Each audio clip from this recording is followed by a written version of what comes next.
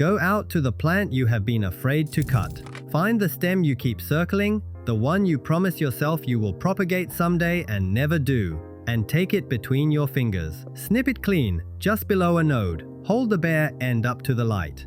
Right now, in your hand, you are holding the exact thing the garden center has been selling back to you in a small plastic bottle for the last 20 years. Most home growers lose more than half of the first cuttings they ever take, and almost every one of them walks away believing the same quiet thing, that they simply were not born with it, that some people have a green thumb and they do not. You are not one of those people. There is no thumb. What looks like luck is a single chemical signal. It has a name, and the moment you understand it, the whole mystery falls apart in your hands. The bottle you almost bought to fix all this is mostly filler and water with a famous label across the front. It will not give your cutting roots. It cannot create something the plant does not already make on its own. This is not a magic powder you add to a dead stem. It is a hormone you top up in a living one. And the original version of that same hormone has been dripping out of a common tree for free the entire time you were paying for it. Before the jar, before the soak, before the angled cut that changes everything, you need to understand what you have actually been buying. Here is the part that should sit a little uncomfortably with you. A rooting powder that costs somewhere between $6 and $15 and a branch you can snap off a scruffy willow behind a car park carry the identical active compound, not a similar one. The same molecule, atom for atom. One is priced like a small luxury. The other regrows itself every spring and asks nothing. And in all those decades, no company ever put the free version on a shelf with a barcode. Keep that contradiction somewhere in the back of your mind, because the reason for it is the whole point of this, and it will not pay off until much later. For now, just hold it. The free thing and the sold thing contain the very same answer, and someone decided only one of them deserved a price. Now here is what most people never get told about that little bottle. Turn it over and read it. The active ingredient is a synthetic auxin, usually indole 3, butyric acid or a close cousin, suspended in a base of talc or gel, and the label carries the small print you skim past. Keep away from food surfaces. Avoid breathing the dust. Wash your hands after use. You have been treating it like plant vitamins. It is closer to a mild industrial irritant in a friendly bottle. The powder does not contain life. It contains one copied molecule and a great deal of nothing. And if you do not understand what that one molecule actually does inside the stem, none of the rest of this will work for you, no matter how expensive the bottle you buy. This is where it matters, so slow down with it. When you cut a stem from a plant, you have not killed it, and you have not yet saved it. You have wounded it. At the cut, the plant begins forming a pale mass of unspecialized cells called callus, the same way your own skin forms a scab. And from that callus, under the right signal, it can grow entirely new roots that never existed before, what botanists call adventitious roots. The signal that tells those cells to become roots, instead of just sitting there, is a plant hormone called auxin. Every plant makes its own, concentrated in the growing tips, and it flows downward through the stem. When you take a cutting, you sever it from much of its own supply. The cutting is not weak, it is simply under-signaled, waiting to be told what to do. And there is one tree that floods its own water with that exact signal in extraordinary amounts, the willow, the genus Salix. A willow grows so fast and roots so aggressively that a cut willow stem will root in a glass of plain water while you watch, because it is saturated with natural auxin, specifically indolebutyric acid, the very compound synthesized for the bottle alongside salicylic acid, the same family of molecule behind aspirin. Soak any other cutting in that water, and you hand it a borrowed dose of the signal it lost. None of this was invented in a laboratory. In Japan, where small homes and long growing seasons taught a culture to maintain and multiply rather than buy and discard, propagating from cuttings has a name of its own, sashiki, the striking of a cut stem into soil, and its slower cousin toriki, the coaxing of roots from a branch while it still hangs on the parent tree. These were not hobbies. They were how a single treasured plant became a hedge, how one generation handed a living thing to the next without ever opening a wallet. The willow trick belongs to that same older instinct, the one that looks at a problem and asks what the land already provides for free before it asks what the shop sells. What comes next is the part that actually puts roots on your cutting, the exact brew, and the exact cut. And if you want to stay for the deeper methods and the reveal that follows this one, this is the moment to follow along. And that is the last this will be mentioned until the very end. Now watch what happens when you do it properly.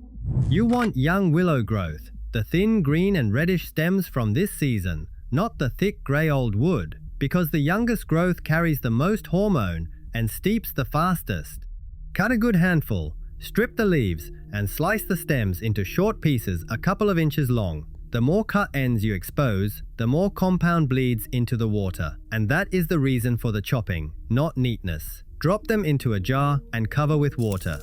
You can use cool water and wait a day or two, or pour boiling water over them like a tea and let it cool overnight to pull the compound faster. The water will turn a faint tea brown. That color is your benchmark. It tells you the auxin has leached out. Strain it. What you are left with looks like weak tea and works like a $30 bottle. Take the cutting you snipped earlier and make sure its base is cut cleanly at an angle just below a node, because the node is where the root-forming cells are densest and the angle exposes more of that living tissue to the water. Stand the cutting in the willow water and leave the bottom inch or two soaking overnight, 8 to 12 hours. Then plant it as you normally would, into soil or fresh water, and let it be. Here is what that soak has actually done, in plain terms. You did not feed the plant. You did not force anything. You simply topped up the one message the cutting was missing: grow roots here, now, and handed it a head start its own severed body could not give it fast enough. The auxin tilts those blank callus cells toward becoming roots. The salicylic acid, the aspirin family compound, does something quieter and just as useful. It calms the cutting's stress response and helps hold off the rot and infection that kills so many cuttings before they ever get the chance to root. One free brew does two jobs at once. It signals and it protects. Now the contradiction from the beginning can finally close. The reason a $12 bottle and a free branch hold the same molecule, and the reason only one of them was ever sold to you, is not a conspiracy. It is just arithmetic. You cannot put a barcode on a willow tree. A method that costs nothing, regrows every spring, and lasts as long as the tree does, is worth almost nothing to anyone trying to sell you something. So the molecule had to be pulled out, synthesized in a factory, poured into a bottle, and given a label, because only then could it become a product. There is no money in a free branch. There is a great deal of money in the same molecule wearing a price tag. The compound was never the secret. The packaging was the whole business. This is where the honesty has to come in, because the easy version of this story would tell you willow water is a miracle, and it is not. It is just true. Let us deal with the myths first. You have probably read that a spoon of honey will root a cutting, or a dusting of cinnamon, or a crushed aspirin in water. Here is what nobody explains.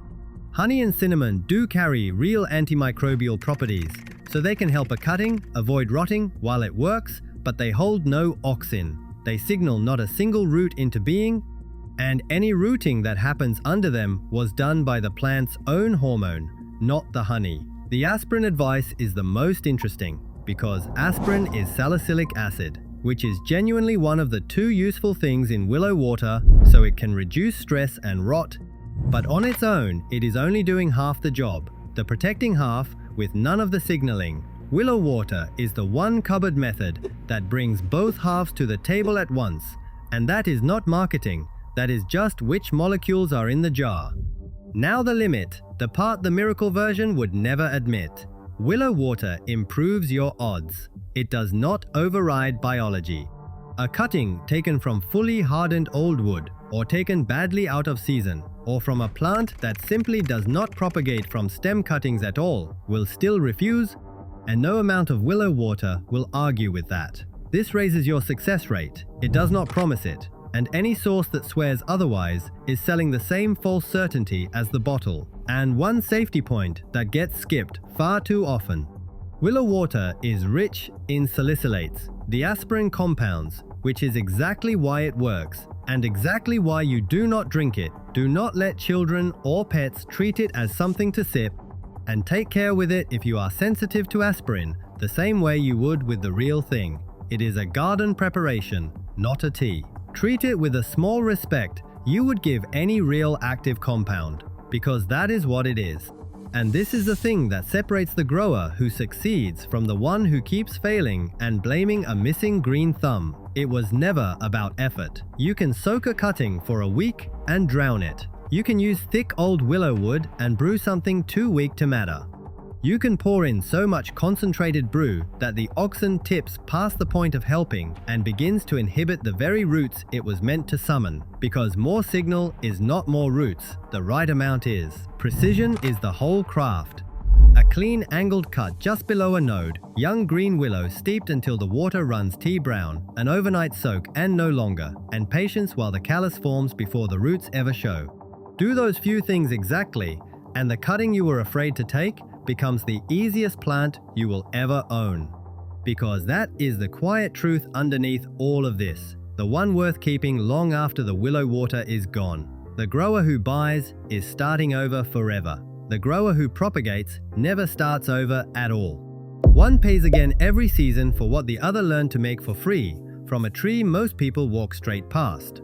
Here is the whole method, small enough to carry in your head. Cut young willow, chop it, steep it overnight until the water turns to weak tea. Soak your cutting's freshly angled base in it through the night, then plant it and wait. Total cost, near enough to nothing. Against the $6 to $15 in that bottle, you can now leave on the shelf. The easiest plant to grow is the one you never had to buy. If this changed the way you see that little bottle, subscribe and stay for the next one. The single cutting that roots faster in a glass of plain water than in any hormone on earth, and the strange reason why.